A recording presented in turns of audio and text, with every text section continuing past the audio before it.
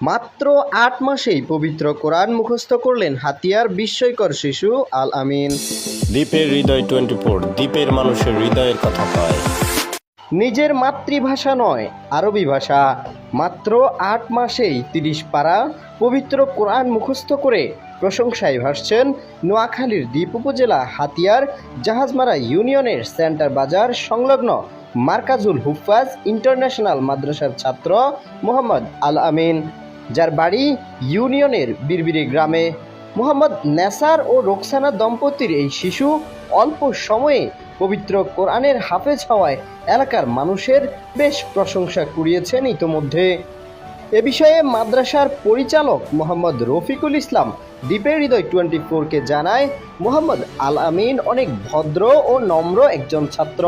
ভর্তি হওয়ার পর থেকেই প্রতিনিয়ত শিক্ষক যেভাবে পড়াতেন সেভাবেই পড়তেন এবং পরবর্তীতে নিয়মিত শিক্ষকের পড়া নিয়মিত দিতে পারতেন। তার মেধাশক্তি অনেক ভালো ছিল। তিনি আরও জানান, অত্র মাদ্রাসার অনেক শিক্ষার্থী রয়েছে যারা খুব মেধাবী, যারা শুধুমাত্র ৮ মাসে নয়, এর আগেও পবিত্র কোরআন মুখস্থ করতে পারবে বলে আশা প্রকাশ করেন তিনি। এছাড়াও রফিকুল ইসলাম মোহাম্মদ আল আমিন সহ পুরো মাদ্রাসার শিক্ষার্থীদের জন্য হাতিয়াবাসীর কাছে দোয়া কামনা করেছেন। ডেস্ক রিপোর্ট, দ্বীপের হৃদয় 24।